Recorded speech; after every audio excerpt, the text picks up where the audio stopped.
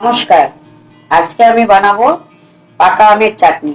আমগুলো একটু টক, এজন্য চাটনি বানাবো। প্রথমে গ্যাসটা জ্বালিয়ে নিচ্ছি, তারপর কড়াই বসিয়ে দিলাম।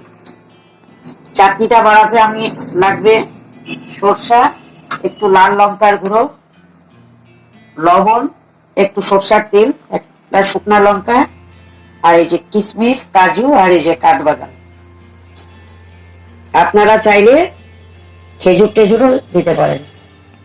প্রথমে একটু তেল দিচ্ছি,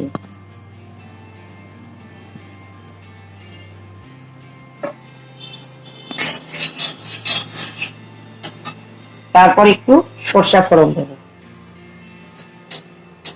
এবার আমি শুকনো লঙ্কাটা ভেঙে দিলাম, একটু লাল লঙ্কার গুঁড়ো দিয়ে দিলাম। এবার আমি আমগুলোকে আস্তে আস্তে ঢেলে দেব।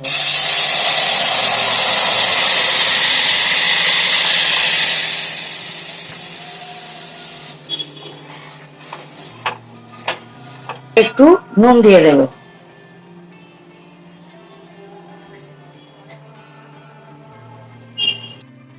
একটু ফুটিয়ে নিয়ে আমি এবার চিনি দিয়ে দিচ্ছি।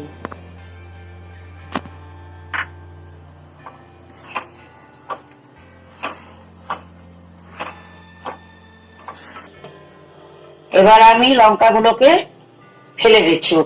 এখানে রেখেছিলাম এই যে কাঠবাদাম, কাজু, কিশমিশ সব দিয়ে দেব।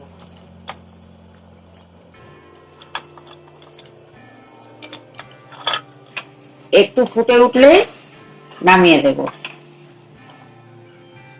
আমার পাকা আমের চাটনি হয়ে গেছে।